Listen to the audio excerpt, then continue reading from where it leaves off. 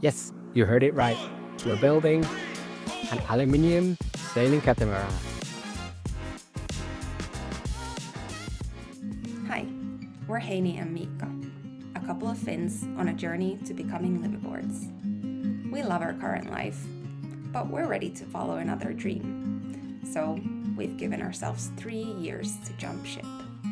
From 2024, we'll be documenting our journey, from finances to boat selection, planning our new life on board.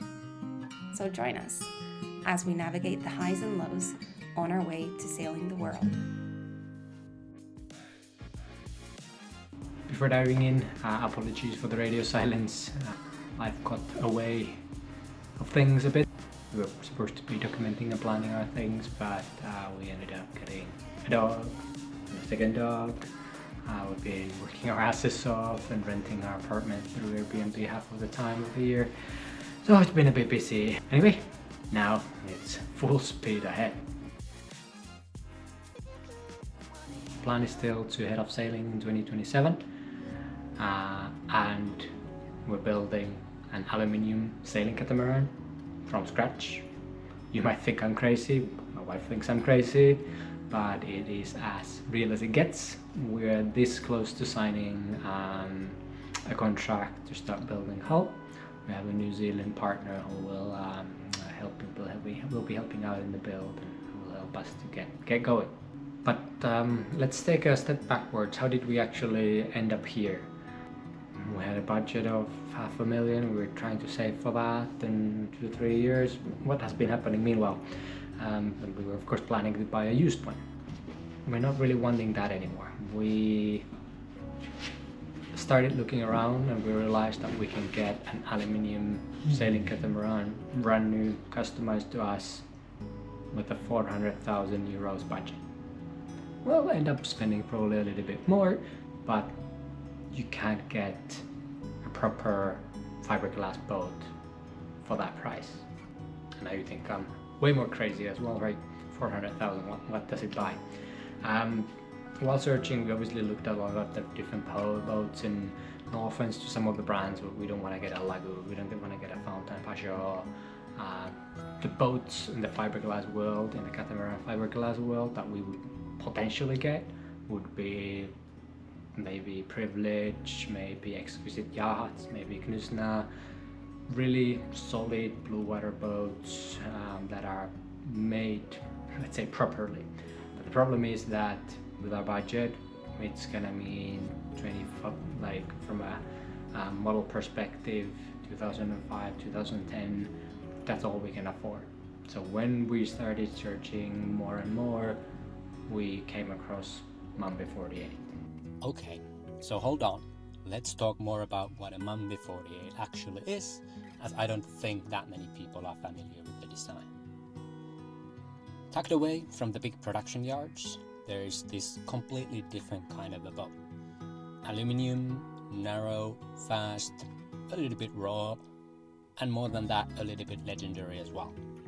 Although our design is not directly a Mumby 48, that design is still the basis of the hull, with wide range of modifications and improvements. But we still pay royalties for the designer. The Mumby 48, sometimes called the Cyber 48, comes from an Australian sailor and a guy called Tim Mumby. And that word sailor actually means a lot. He's a guy who spent decades drawing aluminium multi-hulls, building them with his own hands, and then sailing the things across the oceans to find out what actually works. The first Mumby hit the water back in 2003.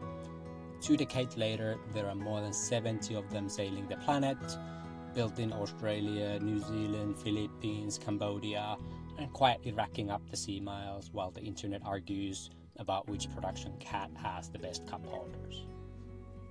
These boats are built light and kept light. It's not a hotel that happens to float, it's a sailor's boat, built by a sailor for people who actually go places.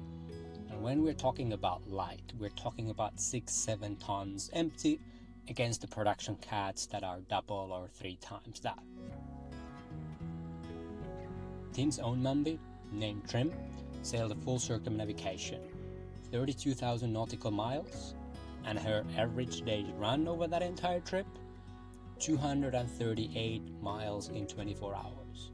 So meaning doing on average across the whole globe more than 11 knots. Top speed hit a few times 22 knots, that's a bit too much for us as well, but we're not gonna even try that. Long before the build your own aluminium cat became a YouTube trend, this design was quietly proving that you don't need €1 million or a super yacht shipyard to cross oceans in something that's strong, fast and truly your own. It inspired a whole generation of aluminium dreamers, us included.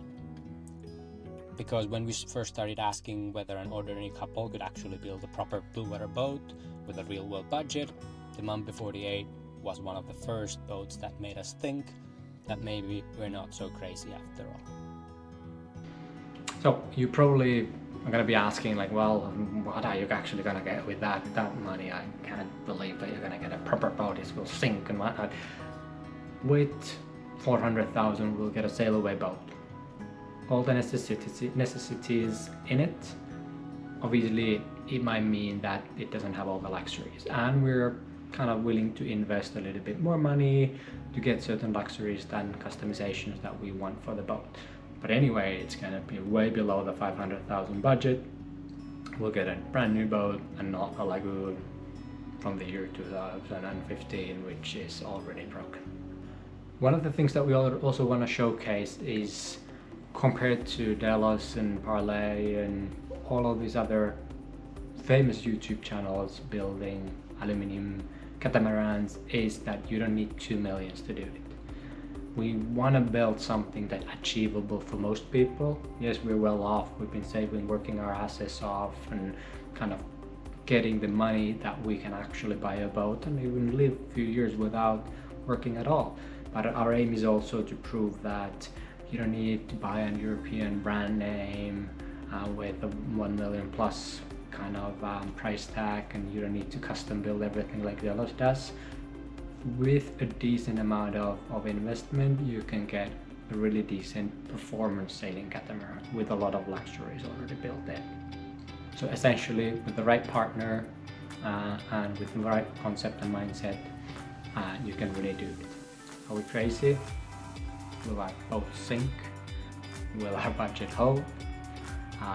Just let us know in the comments and we'll take it from there.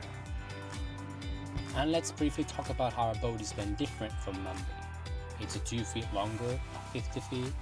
It's a little bit wider, a little bit higher. Because the Mumby design is from 2003, it's in our opinion a little bit outdated. We want a bit more room in the cockpit, saloon and bedrooms, and with a bit of an extra length and higher mast, it should also compensate rather well on the extra weight that we're planning to put in. Our builder has also designed some additional elements to make the boat a bit stronger, and we are adding a bunch of more solar and bigger roofs because of that. We'll talk more about our setup in the coming episode, but as an example, we're going fully electric with the motor with a DC generator just as a backup. Stay tuned and follow us as we continue our design and build, and we'll keep you posted on new improvements and new kind of design aspects as we go ahead.